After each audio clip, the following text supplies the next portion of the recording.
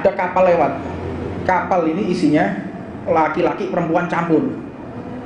Cara samangke ngono lagi kendangan dangdut koplo joget lanang wedok. Iki jubahan imaman. Ya jubah gawe imamah delok wong sing model koyo ngono. Hah? Murid-murid wis ngono. Doane ben juntel kelep cek mati kabeh sak kapal iki. Doane cek ambruk kabeh. Karena habaib ini kiai ini beliau memiliki kedudukan khusus di hadapan Allah. Apa doanya? Allahumma kama farahtahum fid dunya wa farahtahum fil akhirah. Man dana nafsahu wa amila lima ba'dal maut. Rasulullah SAW menyampaikan, orang yang pandai, orang yang cerdas, orang yang dia punya arah dalam hidupnya, yaitu orang yang selalu introspeksi atas dirinya sendiri, dan dia mempersiapkan amal bekal untuknya setelah mati. Wal ajizu man atba'a nafsahu hawaha wa tamanna 'ala Allahil amani. Dan sedangkan orang-orang yang lemah, yang senantiasa mengikuti hawa nafsunya dan berangan-angan kosong kepada Allah, ini adalah orang-orang yang semasa di dunia dia berbuat baik, namun hanya ingin memikirkan agar mendapatkan kesuksesan untuk memenuhi nafsunya. Dakwah dijembelai duit. Ini masalah tazkiyah ya. Jadi sebetulnya sing paling seneng ngrungokno bacaan iki ku aku. Seneng. Karena iki sing tak lakoni. Jadi jarang orang yang membahas masalah ini, karena ini adalah yang ada di dalam diri para habaib, ada di diri para kiai, diri para dai. Isine iki. Jadi lek maca iki ya bener-bener dikampleng ya. Harus ngevaluasi diri. Kalau saya salah, betapa malunya saya. Tapi alhamdulillah ketika membaca ini masih dapat kesempatan untuk evaluasi diri, sehingga tidak tutup usia dalam keadaan yang sama, ada berubahnya. Berubah untuk semakin baik, semakin ikhlas, semakin bersih hati ini dari tendensi untuk kepentingan duniawi.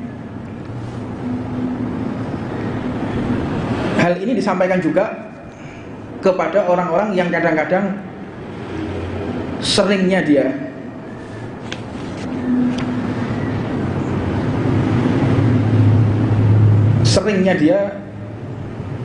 menutupi kekurangannya dengan dalil, menutupi kekurangannya dengan cerita, menutupi kekurangannya dengan omong kosong. Rokokan deh, sulbanan dia jubah rokokan, sampai kerokokan, hijabku kebuka. Jadi lah aku rokokan ini hijabnya ketutup, gundulmu. Ini banyak orang kayak gitu. Sembahyang asar jam 5, sembahyang aku sik tawajuh. Gak ono koyo ngene iku. Menggunakan dalil jam 5. Jam 5 baru sholat asar. Kenapa? Saya menunggu isyarah. Gak ono isyarah setan. Ngomongnya gak males, selesai gitu loh. Banyak orang kange baju menentok. Kenapa sampai tidak pakai baju? Saya lagi melihat alam semesta. Aduh gombal ya. Lah saya sing laris model-model ngono kok, heran aku. Sing genah-genah gak payu. Hah? Di majelis rawan. Nyekel kitab ambil rawan. Sampai kenapa nyekel kitab ambil rawan? Aku gak kuat aku.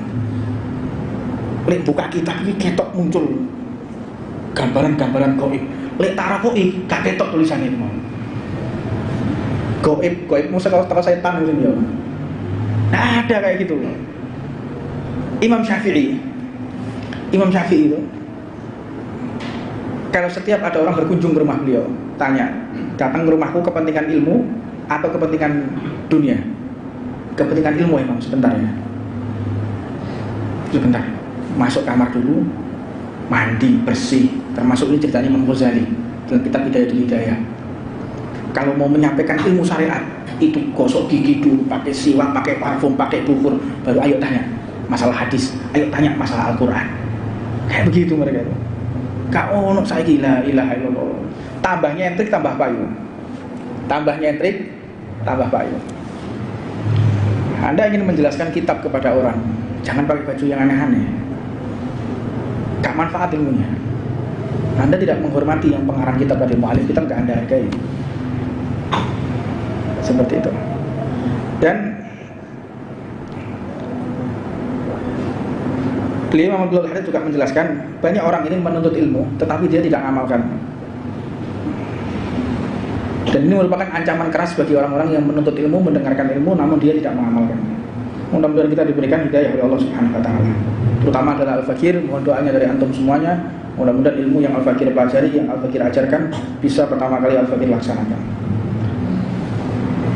Saya seringkali mengadu kepada guru-guru saya. Saya kadang kalau baca kitabnya salaf ini pulang itu keweden.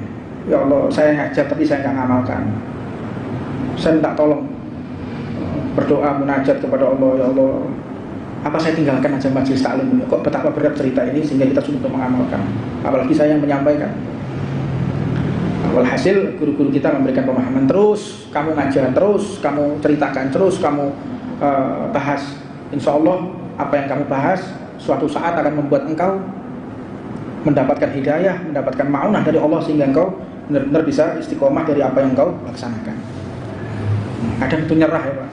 Membaca kitabnya para salaf ini menunjukkan betapa jauhnya kita dari para kekasih Allah Subhanahu wa taala. Ya tujuannya kita bahas kitab ini ya begitu, untuk evaluasi diri agar kita tidak semakin jauh dari ridwan Allah Subhanahu wa taala.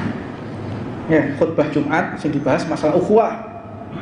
Khutbah Jumat yang dibahas masalah persatuan umat. Mudun untuk khutbah Jumat, mudun ngerombol bahas ngrasani wong. Oh, kan banyak yang kayak gitu. Majelis taklim, ayo kita bersatu, kita cintai umat Nabi Muhammad, kita sayangi umat Nabi Muhammad. Jangan ada pertikaian di antara kita, jangan kita berbuat dolim antara satu dengan yang lainnya. Selesaikan masalah antar umat. Keluar ke majelis, ngrasani wong, piye wong iki? Ngrasani kiai sana, ngrasani kiai itu, ngrasani habaib sana, ngrasani habaib itu. Ini yang terjadi sekarang. Ya, beliau itu menjelaskan seperti itu dalam kitabnya ini. Banyaknya orang itu berbicara tanpa dia bisa mengamalkan. Allahumma hdina wa iyyahum. Mudah-mudahan kita diberikan hidayah oleh Allah, petunjuk oleh Allah sehingga Allah tuntun kita di jalan yang telah Allah ridhoi. La ilaha illallah. Dan tanda besar orang yang memiliki kedudukan di hadapan Allah yaitu rahmatnya semakin besar. Semakin besar cintanya kepada Allah, semakin besar cintanya kepada umat. Dan tidak pernah mendoakan jelek umat ini. Sebagaimana ada satu kisah, ya, ada satu habaib, ada satu masyayikh bersama santri-santrinya di pinggir di tepi sungai. Ada kapal lewat. Kapal ini isinya laki-laki perempuan campur. Cara samangking ngono, lagi kendangan dangdut koplo, joget lanang wedok. Iki jubahan imaman. Ya jubah gawe imamah, delok wong sing model koyo ngono. Murid-murid itu semua doa nabi juntel kelep cek mati kabeh sak kapal itu doa nabi ambruk kabeh karena habaib ini kiai ini beliau memiliki kedudukan khusus di hadapan Allah. Apa doanya? Allahumma kama farahtahum fid dunya wa farahtahum fil akhirah. Ya Allah, amin amin. Jadi santri ini amin berikan dia kebahagiaan di dunia dan berikan juga dia kebahagiaan di akhirat. Jadi santri ini gak salah donga dari ini. Iki wong joget lanang wedok mendem dari siji, tapi doanya bahagiakan dia di dunia dan bahagiakan dia di akhirat. Apa maknanya bahagiakan dia di akhirat?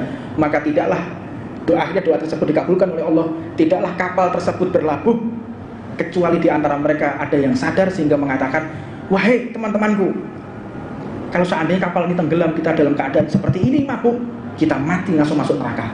Takut semua satu kapal ini, takut, paranoid semua. Akhirnya kapal itu berlabuh, mereka bertaubat dan akhirnya wafat dalam keadaan husnul khotimah. Itu adalah peran kita.